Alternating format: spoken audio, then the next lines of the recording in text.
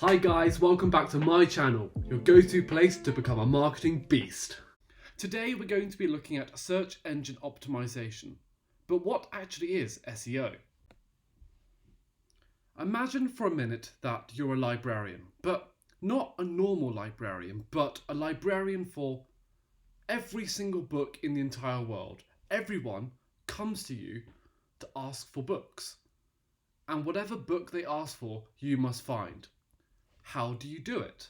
In short, you need a system. You need to know what's inside every single book and how each book relates to each other.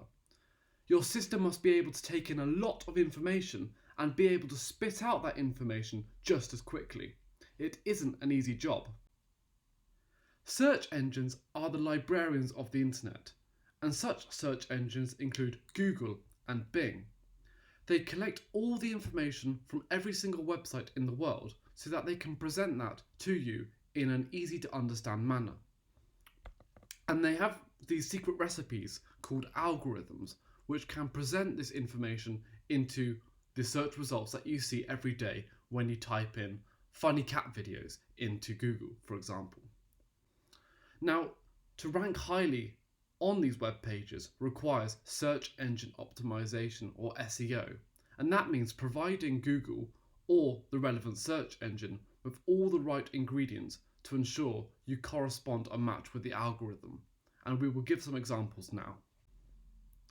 So what are these basic ingredients?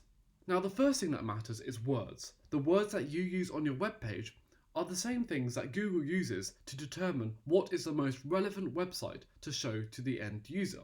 So if you're selling shoes and don't actually mention anything about shoes on your website, then Google simply won't show your website on their search engine result pages. The second thing that matters is the title. The title is found within the code of your website and can also be seen within the tab in your browser. The title is important because Google can determine the basic summary of what your web page or website is all about, in the same way that a book can be summarized by its own title. The third basic ingredient for SEO are links. Now, on a basic level, the more links that you have linking to your own website and your own web pages, the higher your ranking will be within Google. But be careful. If you have too many links from less trustworthy sites, Google may penalize you. The fourth basic ingredient are the words used in the links themselves. For example, say you have a phrase on your website that says Amazon sells great books, and the word books is linked back to Amazon.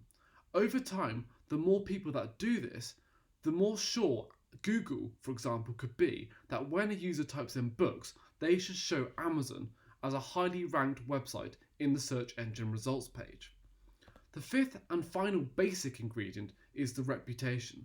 If your website gets a reputation for a certain industry or for a certain word, for example books or shoes or carpentry or anything really, then the more sure that Google, again, or any other search engine can be to place you as a highly ranked website within their search engine pages. Now, it should be noted that these are just the basic requirements when it comes to SEO, and SEO does go into much greater depth than this. And also, another thing to note is that the search engines like Google and Bing will update their algorithms all the time, so the best methods for optimizing your website will change over time, and you must be aware of these changes as they happen. If you want to know more about SEO and stay up to date about these algorithm changes, just subscribe to my channel and watch out for future videos on this playlist where I will be telling you all the secret tips and juicy details when it comes to SEO. Thank you for watching, and if you have any comments, just leave them below and I'll get back to you as soon as I can.